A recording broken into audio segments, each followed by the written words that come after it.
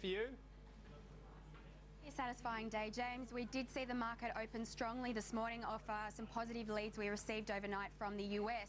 And of course, when we did receive that Chinese manufacturing PMI number out at around 11:45 a.m, we saw the Aussie dollar jump right up, and we also saw our market pick up, and it continued trading up and around those high levels for the remainder of the day. The best performer really was that materials sector. It ended up closing up 1.75%. That was a result, obviously, of that Chinese manufacturing data coming through better than expected, but also we did get some stronger iron ore prices coming through overnight. We did see iron ore up 1%, so as a result some of those iron ore miners did quite well. Atlas Iron was up 4%, Fortescue up 3.6%, and Rio up 2.6%. So after a lot of those miners coming under significant pressure lately, it was nice for them to get some relief and move into positive territory. But as Michael said, we also saw the healthcare sector performing well, as well as that energy space, which was up around 1.3%. John, to close to ground, Leanne, iron ore stocks, you made mention before, a bit of an uplift in the iron ore price. The China data certainly helping to underpin the gains today. Can it continue?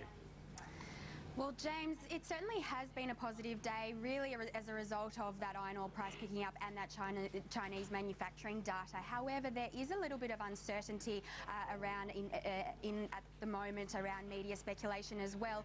Fears over the strike of the tugboats over at Port Hedland. We know that around 45 people are wanting to work only those 22 weeks per year, and they're demanding all sorts of pay increases of around 40% over 4 years or so, which does look to be pretty unreasonable.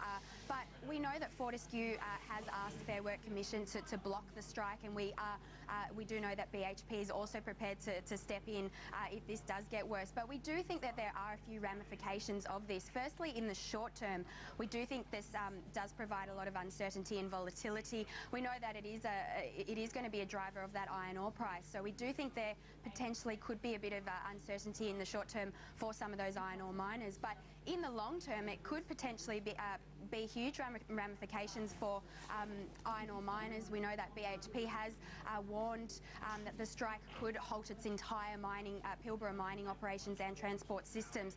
But not only that, it could result in huge ramifications for the state and federal governments.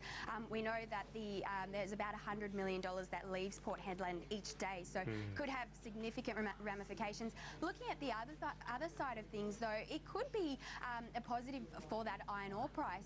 In terms of those export volumes potentially dropping off, we know that that's been a huge problem with this iron ore price in terms of oversupply, and of course the slowing demand out of China. But if potentially some of those exports were to reduce, that might have a positive impact on the iron ore price. John, James Hardie, I think they were up in the end about 5%.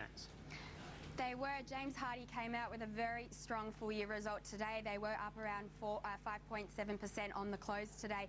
Just having a look at a couple of those numbers. Firstly, their net profit was up 119% to $99.5 million, and that was up from the previous $45.5 million. Their sales were up 13%, but the real standout was that special dividend. So we know they declared a full-year dividend of 32 cents, as well as that 20-cent special dividend. So that really takes the payout to 52 cents, which is up 40% from the prior year. So it was a very strong result today.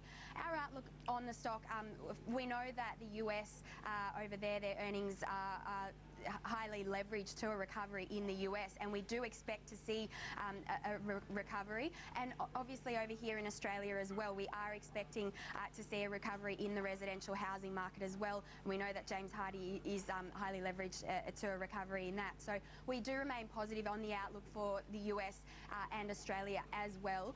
Having a look at the stock, though, it has performed very strongly over the last 2 years. It's up around 100%. However, it is trading at quite expensive levels, so it's on a price to earnings ratio of around 35 times. So I do think the market has probably factored in quite a bit of that positivity. And obviously tonight we have those US home sales numbers that are coming out. So if they do come through as a positive, this potentially could be a further driver for James Hardie.